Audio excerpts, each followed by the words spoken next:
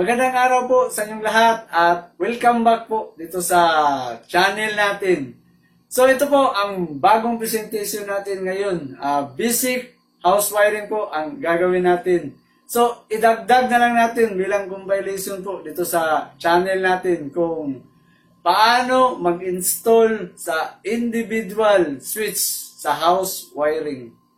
So ito na po ang i-install natin. So meron tayong circuit breaker dito para sa supply at saka tatlong valve lang ang nilagay natin para sa individual switch.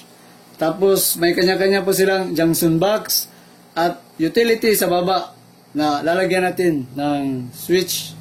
So ito po may papakita po tayong whiteboard natin. So ipagpalagay na lang natin na ito yung floor plan sa bahay. Basic lang tayo. So ito yung living room. Tapos ito yung dining room. At ito naman ang kitchen room at saka yung CR. Pero tatlong valve lang ang gagawin natin. So ipagpalagay natin, ito yung lalagyan natin ng ilaw. So ang mostly po sa ginawa po sa paglalagay sa wire, ang ilaw nasa center mo talaga ilalagay. So dito yan nakalagay ang ilaw.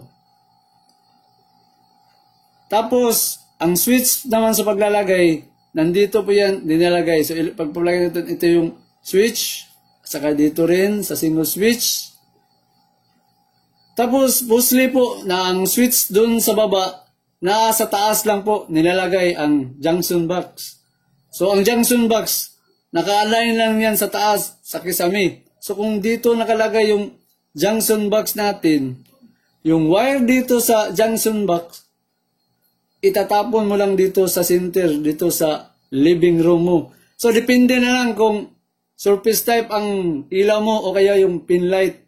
Kaya kung makikita mo sa bahay na naghahanging yung wire doon sa center, yun po ang wiring para sa ilaw. So ganun rin dito sa dining room natin. So ganyan.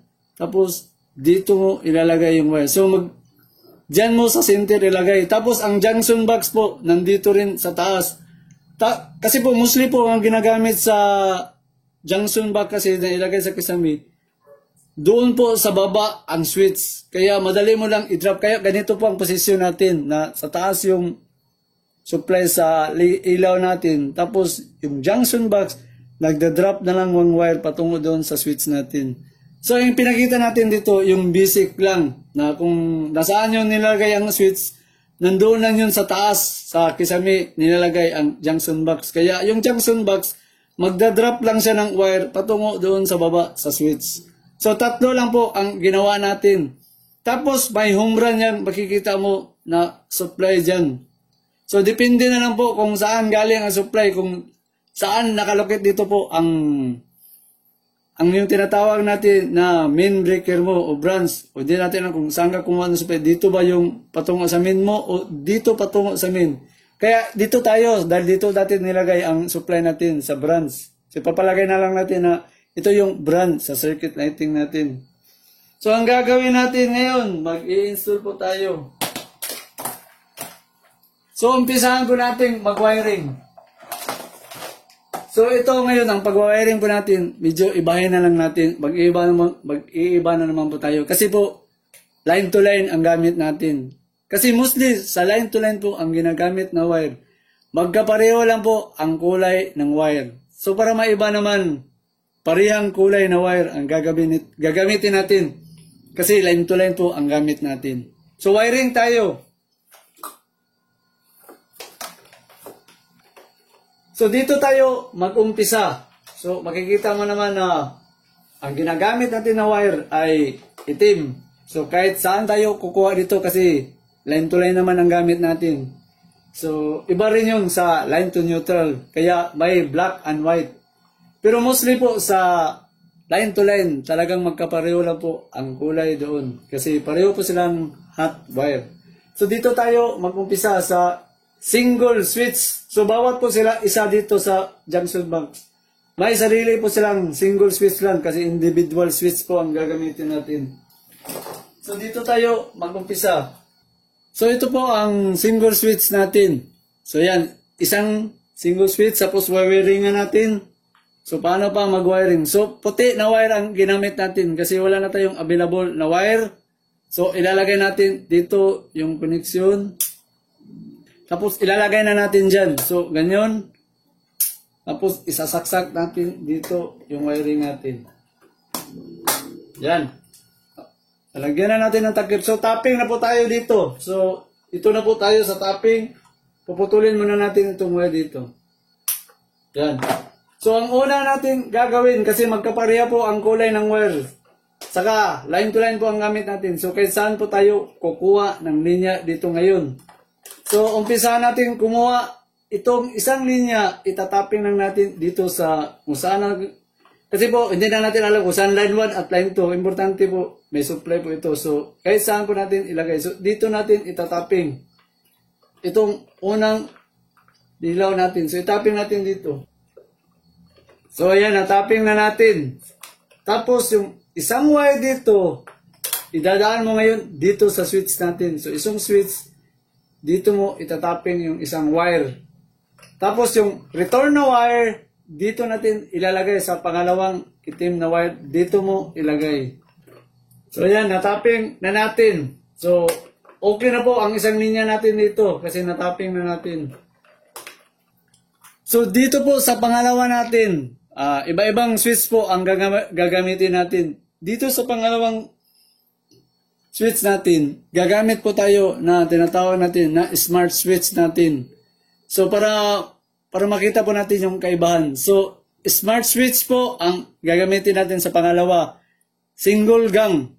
So, paano ba maglalagay dito? So, kung makikita mo, dalawa lang po ang lalagyan. So, hindi ka malito. So, ilalagay mo na lang ang dalawang wire. Dahil single gang. So, dito mo ilalagay yung wire. So, ayan po, nalagyan na natin ng wire. So, ang wire, puti ang kulay na gagamitin natin. So, ilalagay na natin dito. So, ayan. Tapos, tapping tayo. So, ganun pa rin. So, kahit saan ka kukuha ng linya. So, dito tayo magpupisa. Dito. Tapos, kukuha ka ng wire para sa supply. Kahit ano, ito. Tapos, dyan mo itatapping ang isang wire. So, itapping natin. So, ayan, natapping na natin. So, ito namang isang wire dito, puputulin muna natin. So, kahit saan ka kukuha ngayon dito. So, ito, kahit saan po sa dalawa. So, ang gagawin mo, yung isang wire dito, itatapping mo dito sa bulb natin ng linya. Yan. Tapos, yung isang wire naman dito na return na nanggaling dito sa switch, dito mo ilalagay sa isang linya sa itim na wire. So, yan. So, ayan, natapping na natin yung wiring natin sa ilaw na nanggaling doon sa return natin. Ito yung tapping natin dito sa line 2 natin na nanggaling dito. So, ayan, natapos na natin. Dito sa pangatlo natin, ito po ang gagamitin natin. Single gang pa rin. So, ayan. Single gang, ito po ang gagamitin natin. So, dito mo ilalagay. So, ilalagay na natin doon. So, ayan. So, tapping na natin doon. So, ganun pa rin ang tapping na gagawin natin. So, yung isang wire dito, tapos kukuha ka kahit saan doon sa dalawang linya. So, ito na lang kunin natin. Suppose, dito natin itatap. So, diyan natin tapping. So, ayan, natapping na natin. So, tapos, itong isang wire, at ito yung switch natin, putulin muna natin. Ayan. So, yung isang wire dito yung dadaan. So, ganun pa rin. Dito yung isa. Tapos yung isang wire na return na galing dito sa switch natin. Dito yan papasok sa isang linya. So, ganyan po ang mangyayari ngayon. Tapos na po natin yung tapping nila. So, pwede na tayong mag-testing. So, ang gagawin natin, dito tayo mag-testing. So, gagamit tayo ng multitester. Tester, tingnan natin yung tester. Gagalaw ba yung tester natin? So, ayan, gumalaw yung tester. So, yung isang wire dito, tapos yung isang wire dito. Makikita ba? So, kung makikita mo po, nag-short circuit siya. So, ibig sabihin doon, may problema po tayo ngayon. Yan, makikita po, nag-short siya. So, may short circuit. So, alam niyo po kung ano bang nangyari, bakit nagkaroon tayo ng short circuit. So, ito, isipin niyo kung saan tayo nagkamali. So, hindi ko muna sasabihin kung bakit naka-short circuit po, pero alam ko bakit naka-short circuit po ito. So, ngayon po, makaisip kayo kung bakit siya nag-short circuit, yung line 1 at line 2 natin. So, sinadya ko yun para may makikita po tayong ganito na kapag ganun ang mangyayari, talagang mag-circuit. So, ngayon, nakaisip na po kayo, ano ba talagang nangyari? Bakit nagka-short circuit? Kasi po, ang linya po dito, hindi natin yung pinutol doon sa dulo. So, makikita nyo dito. Ayan po, sinadya ko talagang huwag putulin para makita natin kung mag-short circuit po ba na kung hindi mo pinutol dito, talagang mag-short kasi ito yung home run ng supply. Tapos kung makikita mo dito, bakit may dulo pa tayong wire? Kasi po, home run po ito talaga na patungo doon sa room, sa mga CR, at saka sa master bedroom. Ito po ang home run. Kaya idealan po natin na inilabas po natin itong home run. Para kung gusto mong dagdagan pa doon, ito po ang home run mo sa supply, sa lighting talaga. Kaya nag-short circuit po siya kasi hindi natin ito pinutol. So putulin natin kung ito ba talaga ang dahilan. So puputulin na natin. So dito natin putulin. Yan. Yan, putol na. So balik tayo ng tester. So balik tayo sa tester kung meron bang short. So hawakan na natin yung isang wire. Ayan. Tapos isang isa. So ayan po, nawawala na po yung short. Dikit mo natin itong tester natin.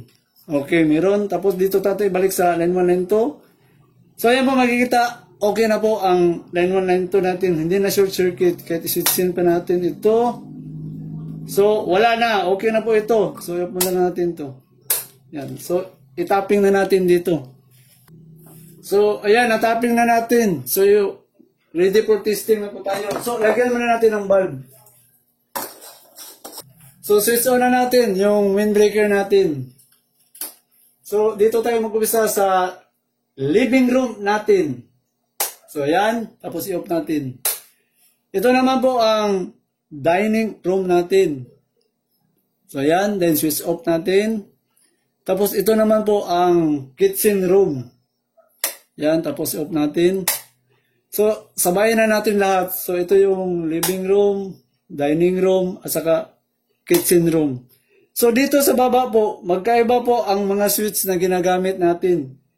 Ito, ginamit ko muli ang smart switch kasi may kaibahan po ang smart switch. So subukan natin i-off yung main breaker natin sa lighting. Kung ano bang mangyayari. Switch off natin. Yan, naka-off. Tapos, i-switch on natin muli. So kung makikita mo dito sa pangalawa na lighting, ito po ang style po sa smart switch.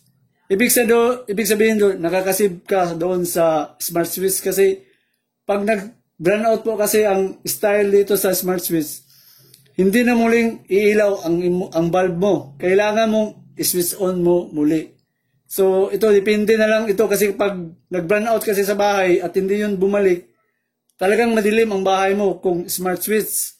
Pero yun nga, nakakasave ka sa konsumo kasi hindi naman siya iilaw muli kung hindi mo i-switch on. So, i-switch on natin muli. So, ayan mga Lodi. So, hanggang dito muna po tayo sa basic individual switch natin. So, it's ending time. Magsha-shoutout na naman po tayo dito sa mga Lodi natin. So, umpisahan natin mag-shoutout. DJ Junski Music Cover from Ginsan. Sir, mayong adlaw ni mo din na sir sa Ginsan. DJ Junski Music Cover. Magandang araw po dyan sa inyo sir. Ito pa, shoutout natin si sir. Ito, Mount Mayon Radio. Sir, magandang araw po dyan sa inyo. Ito pa, LDE TV Channel. Sir, magandang araw po dyan sa inyo.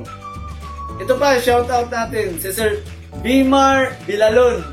Pa-shoutout sa Consistil Electrical Group sa Abenson Building, Madison, San Juan. Sir, magandang araw po dyan sa inyo at sa kagrupo nyo sa Electrical Group. So ito pa, shoutout natin Biljan Alabar. Sir, magandang araw po dyan sa inyo. Ito pa, shoutout natin, Electrician Creative Diaries. Isa po siyang electrician vlogger. So kung gusto nyo pong puntahan ang channel niya, mahilig din po siyang mag-DIY sa mga electrical. So, Electrician Creative Diaries. Sir, magandang araw po dyan sa inyo. Ito pa, shoutout natin si Sir Eduardo Fernandez. Sir, magandang araw po dyan sa inyo. Ito pa, si Sir Antonio Maxilom Jr. Pa-shoutout idol sa mga bikers Paranaque City. Sir, magandang araw po dyan sa inyo sa mga bikers Paranaque City. Ito pa, shoutout natin si Sir Sip Sap. Always watching from San Mateo, Rizal. Sir, magandang araw po dyan sa inyo. Salamat sir sa palagi niyong panonood. Ito pa, shoutout natin, Michael Francis Yulin. Sir, magandang araw po dyan sa inyo. Si Sir Michael Francis Yulin. Ito pa, shoutout natin si Sir Junsil Bernas TV. Isa po siyang electrician vlogger. Magaling po siya sa mga motor control at saka sa house wiring. Mahilig po rin siyang mag-DIY. So kung gusto nyong puntahan po ang channel niya, si Sir Jusil Bernas TV. Sir, may ngadlaw ni mo din na, sir. Ito pa, shoutout natin si Sir Ricky Natividad. Pa-shoutout na din sa Mrs. ko, si Ma'am Lourdes Natividad from Ilagan City, Isabela. Sir and Ma'am, magandang araw po dyan sa inyo. Ito pa, shoutout natin si Sir RG Tits. Pa-shoutout naman sa Miano sa Austrias, Cebu. Sir, mayong adlaw ni mo din na, sir. Taga Cebu dahil ka. Si Sir RG Tits. Ito pa, shoutout natin si Sir Rodante Kalina from Riyadh, KSA. Oy sir, amping diya sir. Kay malayo po kayo sa pamilya nyo. So ito pa, shoutout natin si Sir Muni Canonio Yamaro. Sir, magandang araw po yan sa inyo. Ito pa, shoutout natin John Rick Barrios from Bohol BS Electrical. Take from BSU Main Campus Tagbilaran City.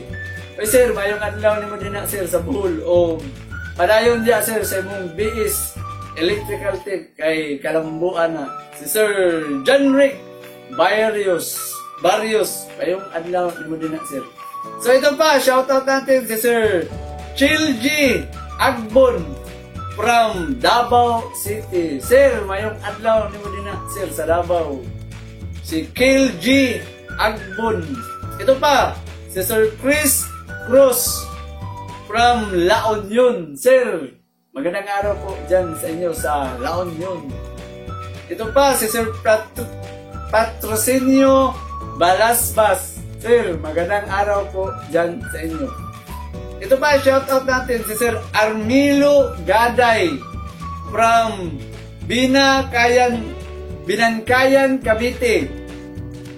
Sir, magandang araw po dyan sa inyo. Sa Binangkayan, Cavite. Ito pa, shoutout natin Oril Moto 88. Sir, magandang araw po dyan sa inyo. Ito pa, shoutout natin si Aton Gomez from San Roque, Iligan City. Oy sir, pareha na tag lugar sir, Iligan City. O bayong adlaw ni mo din na sir, sa San Roque, Iligan City. So ito pa, shoutout natin si Sir Justoni Ipong. Sir, magandang araw po dyan sa inyo. Ito pa, the last but not the least, si Sir Saldi Babilangan. Pa-shoutout naman sa apo ko.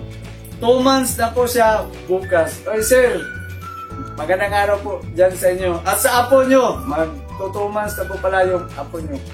So ayan po, tapos na po ang shoutout natin. Sana po huwag kayong makalimot pong like po at i-share po ang channel natin para marami pong matuto. At saka huwag nyo na rin kalimutan pong mag-subscribe para palagi po kayong maka-update po sa channel natin. At saka maraming salamat po sa palagi nyong panonood at pagtangkilik po dito sa channel natin. So hanggang sa muli na naman.